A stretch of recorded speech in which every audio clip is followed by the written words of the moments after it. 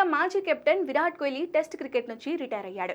Kohli red ball cricket నుంచి తప్పుకోవాలని నిర్ణయించుకున్నాడు. అయితే విరాట్ ఇప్పుడు రిటైర్ కావడం బీసీసీఐకి ఇష్టం లేదు. కానీ విరాట్ టెస్టుల నుండి తప్పుకోవడంతో అనేక రికార్డులను మిస్ అయ్యాడు.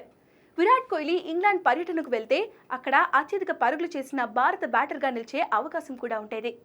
ఇంగ్లాండ్లో 17 టెస్టుల్లో విరాట్ కోహ్లీ 33 సగటుతో 1096 పరుగులు చేశాడు.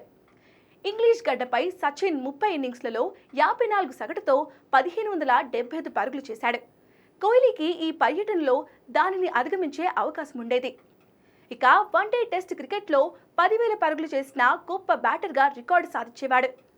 విరాట్ కోహ్లీ వన్డేలో ఈ రికార్డును ఎప్పుడూ దాటాడు. కానీ ప్రస్తుతం టెస్టుల్లో 9,230 పరుగులు మాత్రమే చేశాడు. కానీ విరాట్ కోహ్లీ తన రిటైర్మెంట్తో 10,000 పరుగులు పూర్తి చేయడానికి ముందే టెస్ట్ క్రికెట్ను వదిలేసి వెళ్ళినట్లయితుంది. ఇక భారత్ ఇప్పటి వరకు 589 మ్యాచ్లు ఆడగా 181 మ్యాచ్ల్లో విజయం సాధించింది. ఇందులో సచిన్ టెండూల్కర్ గరిష్టంగా 72 విజయాలలో ప్లేయింగ్ 11లో భాగంగా ఉన్నాడు. విరాట్ 62 మ్యాచ్ల విజయాల్లో భాగమయ్యాడు. కాబట్టి కోహ్లీ టెస్టులో మరికొన్ని మ్యాచ్లు ఆడితే సచిన్ యొక్క ఈ రికార్డును బద్దలు కొట్టే ఛాన్స్ ఉండేది. ఇక భారత్ గెలిచిన టెస్ట్ మ్యాచ్ల్లో అత్యధిక పరుగులు చేసిన భారత బ్యాటర్గా నిలిచే అవకాశం విరాట్ కోహ్లీ వదులుకున్నాడు.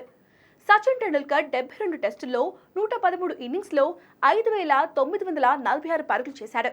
విరాట్ కోహ్లీ ఇప్పటి వరకు 4,746 పరుగులు చేశాడు.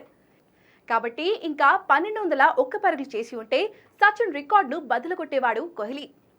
అలాగే ప్రపంచ టెస్ట్ ఛాంపియన్షిప్లో భారత్ తరపున అత్యధిక పరుగులు చేసిన రికార్డు ప్రస్తుతం రోహిత్ శర్మ పేరిట ఉంది.